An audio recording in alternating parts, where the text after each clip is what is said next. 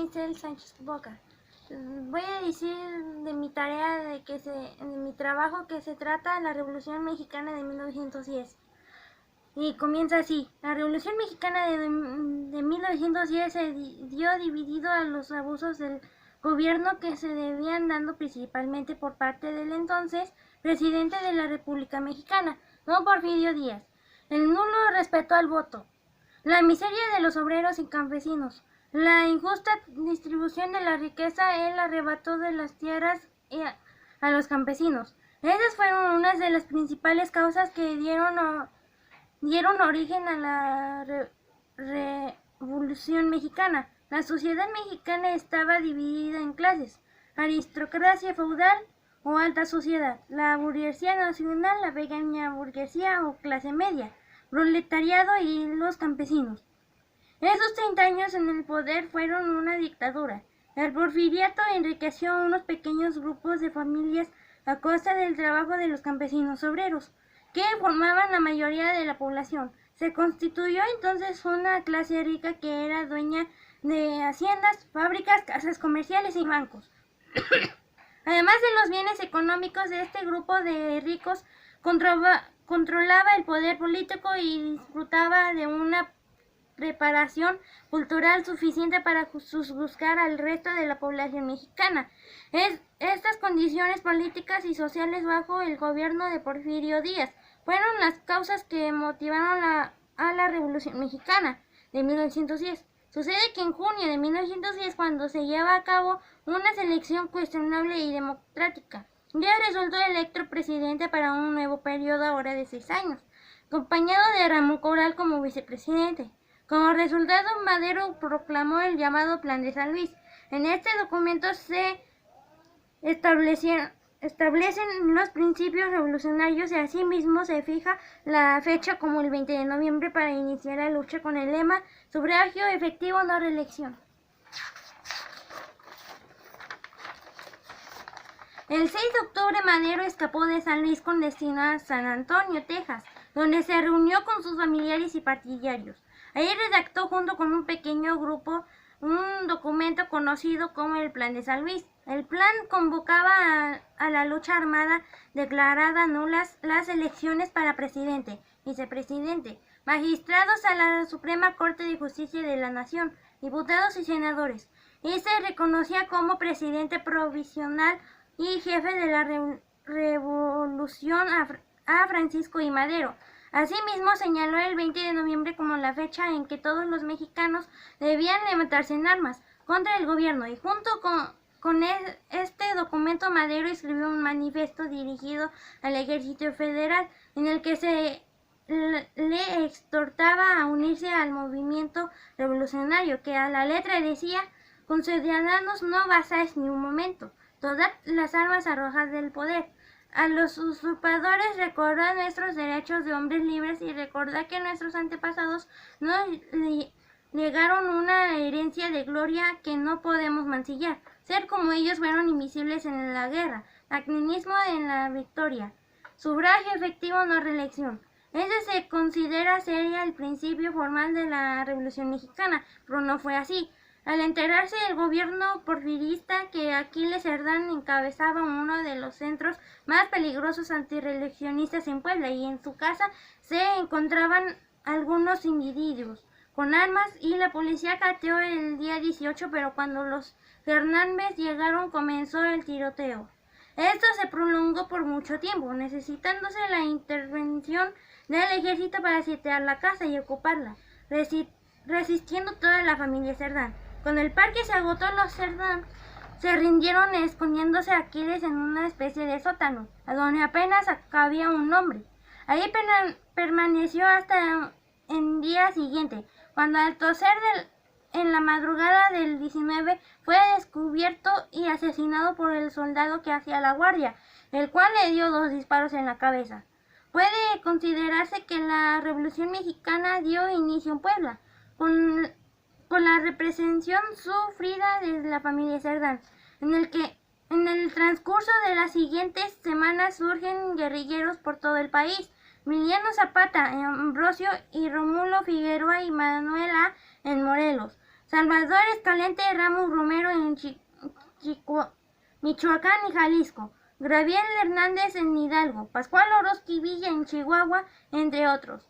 El 10 de mayo de 1911, Pascual Orozco ataca y toma Ciudad Juárez. Desde ahí, Francisco Madero envió un telegrama, exigiendo de nuevo la renuncia de los dos líderes del país. El día 21 del mismo mes se celebraron los tratados de Ciudad Juárez, donde se aceptaba la renuncia de Porfirio Díaz y Ramón Corral, dando fin el día 25 a la época del porfiriato.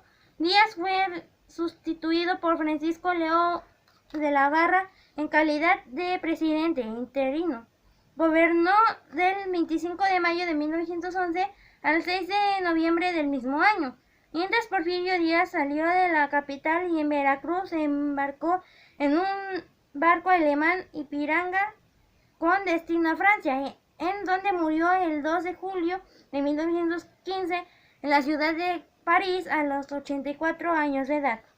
El partido antirreeleccionista fue reorganizado y apareció en su lugar el Partido Constitucional Progresista, cuyo lema era sufragio efectivo, no reelección. Se presentó la fórmula siguiente: Francisco I. Madero para presidente, José María Pino Suárez para vicepresidente, quienes al efectuarse las elecciones resultaron triunfantes a solo unos días de asumir el poder. Madero estalló en Morelos, en levantamiento promovido por Emiliano Zapata, ya que al llegar Madero a la presidencia, Zapata le exigió que expidiera una ley agraria. A cambio, Madero le pidió entregar las armas. Zapata no acepta y da a conocer el Plan de Ayala, a través del cual se exigían, entre otras cosas, la renuncia de Madero y Pino Suárez. Su lema era Tierra y Libertad. En 1912, Pascual Orozco da a conocer en marzo el plan de la empacadora o Plan de Chihuahua, en el que se desconocía a Madero y se podía reformas sociales. Orozco venció a Villa, en tanto Madero nombraba a Victoriano Huerta como comandante de la División del Norte y vence a Pascual Orozco en 1913. Surge un movimiento armado dirigido por el general Bernardo Reyes junto con otro brote de oposición animado por el general Félix Díaz. Los dos fracasaron y fueron llevados presos a la Ciudad de México. No obstante, desde su encierro conspiraron contra Madero y Pino Suárez. Al ser liberados, Reyes se dirigió al Palacio Nacional, pero fue muerto por tropas federales. Por su parte, Félix Díaz y Orozco se apoderaron de un recinto militar llamado La Ciudadela.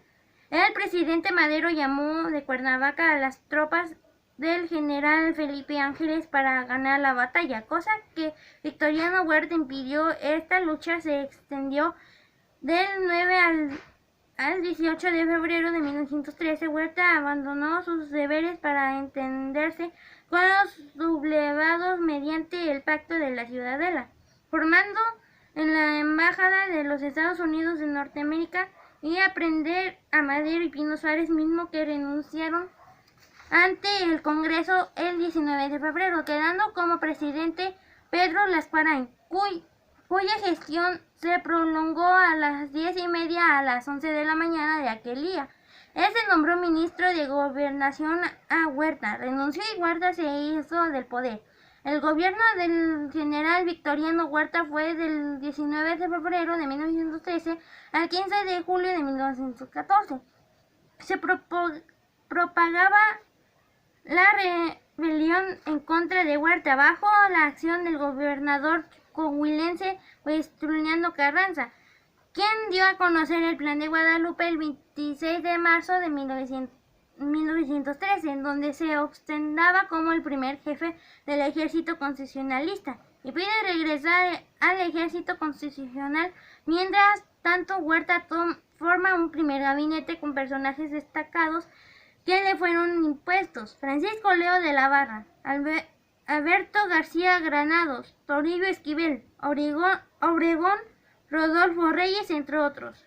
El 22 de febrero de 1913 son asesinados Madero y Pino Suárez. Corriendo la misma suerte después don Belisario Domínguez Valencia, este último era senador de Chiapas y pronunció un discurso que condenaba la violencia desatada y causó a Huerta de asesinato, siendo esta la causa de su muerte. Por ello el Congreso se indignó.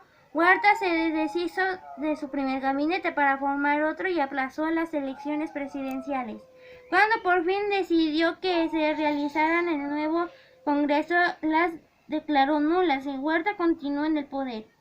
El presidente de Estados Unidos comenzó a intervenir en los asuntos mexicanos y dispuso que no se vendieran armas ni al gobierno huertista ni a los revolucionarios.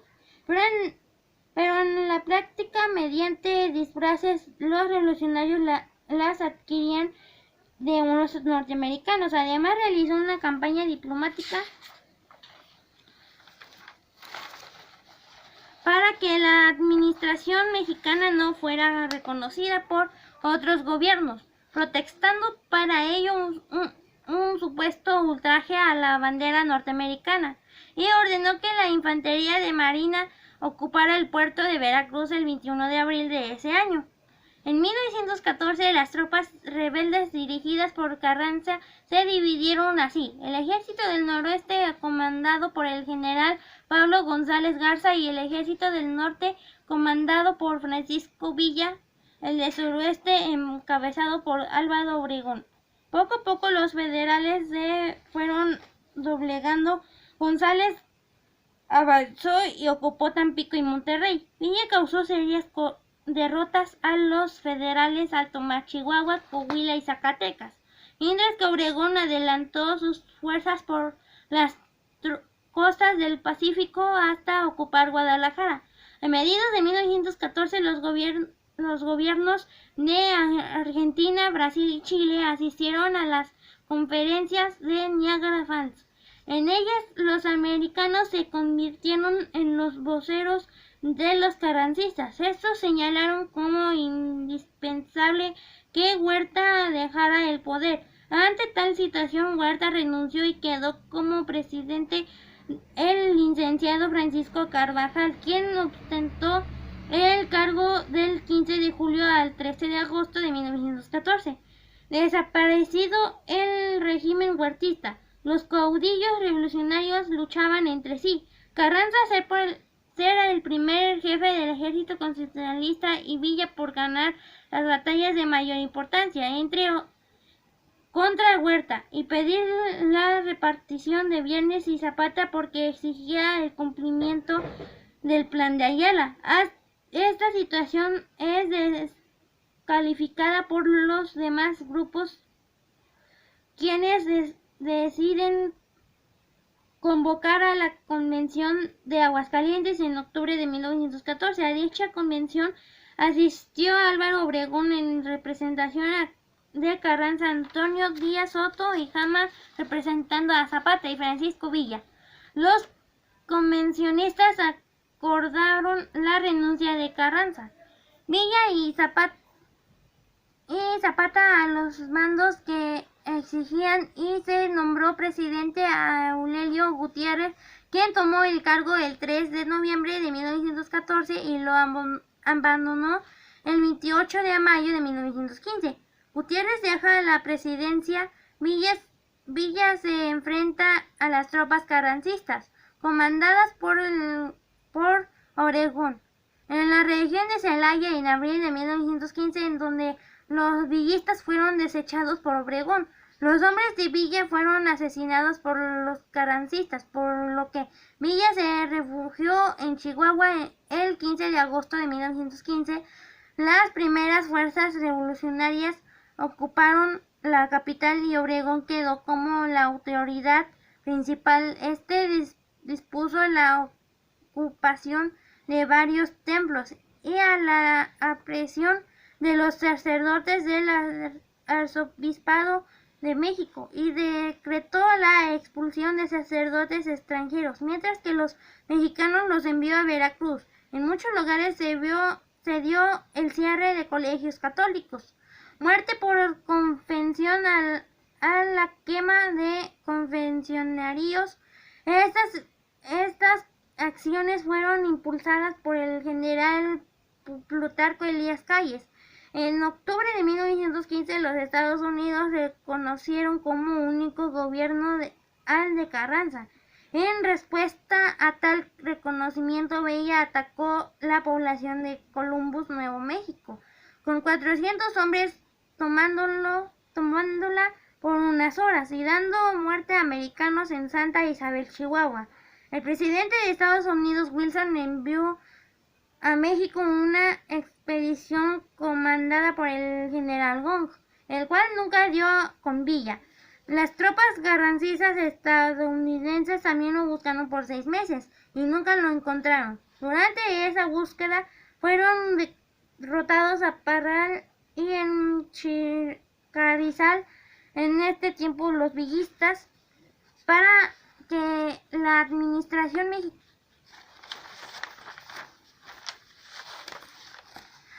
recuperaron parte de su ejército y volvieron a tomar Chihuahua exitosamente, aunque solo unos momentos. En 1917, con la fuerza militar a su lado, Carranza convoca a un congreso constituyente en la ciudad de Querétaro, al que concurrieron solo diputados carrancistas. El Congreso trabajó 2 meses dedicándose a elaborar una nueva Constitución Federal en la que se introducen reformas en su articulado y se establecen principios innovadores en materia agraria. Entre sus formas fundamentales pueden mencionarse las siguientes. Artículo 1. Se estableció el otorgamiento de garantías y derechos individuales a toda clase de mexicanos. Artículo 2. Prohibió la esclavitud. Artículo 3. Estableció la educación laica para escuelas oficiales y particulares. Artículo 4. Consagró la libertad de trabajo. Artículo 5. Prohibió los votos religiosos y establecimientos de órdenes religiosas. Artículo 7. Prohibió secuestrar la imprenta como cuerpo del delito. Artículo 24. Estableció la libertad de creencias, pero prohibió todo acto de culto externo fuera de los templos o de casas particulares. Artículo 27. Estableció el antiguo principio español del dominio de la nación sobre su suelo y consagró el reparto de la tierra y perpetuó la nacionalización de los bienes eclesiásticos, prohibiendo la existencia de colegios eclesiásticos, conventos, arzobispados y demás. Artículo 39. Consagró el principio de la soberanía nacional. Artículo 40. Señaló que el régimen del gobierno era de una república representativa, democrática y federal. Artículo 49. Dividió el ejército del supremo poder de la nación en 3 poderes: ejecutivo, legislativo y judicial. Artículo 49. Dividió el ejército del supremo poder de la nación en 3 poderes: ejecutivo, legislativo y judicial. Artículo 50. Indicó que el poder legislativo se formaría por un congreso con 2 cámaras, alta y baja, senadores y diputados. Artículo 80. Consagró como depositario el poder ejecutivo al presidente de los Estados Unidos mexicanos. Artículo 94. Puso las bases del poder judicial de la Federación. Artículo 115. Puso las bases del municipio libre. Y en la última, artículo 123, estableció un régimen de protección a la clase trabajadora. El proyecto de la Constitución estuvo redactado por los diputados José Natividad Macías, Félix F. Palacini, Luis Manuel Rojas, Alfonso Gravioto, Manuel Andrade y Juan Frías. Con el transcurso de las secciones, el proyecto fue modificado hasta alcanzar su forma final, que al conseguirse permitió que se promulgase la nueva Constitución.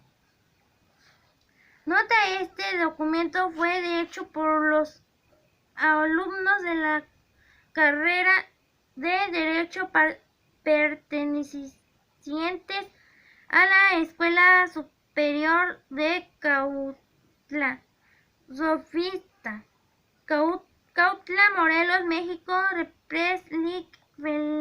Pellizca, creadores: Isaac Arador, Alfredo Marín, Ramos Jauregui, Nahum Herrera, Lorena Guzmán y Viviana T.C., Marcelina G. ¿Cuáles fueron las causas que originaron la revolución?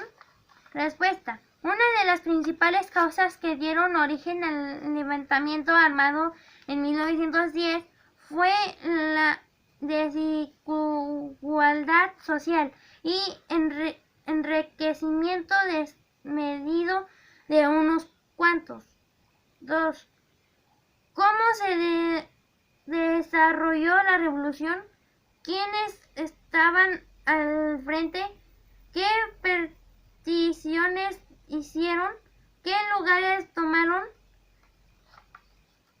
Respuesta: se desarrolla en 1910 bajo la inconformidad de algunos personajes de influencia social, tales como Venustiano Carranza, Francisco I. Madero, Ricardo Flores Magón, con sus publicaciones en su periódico Regeneración.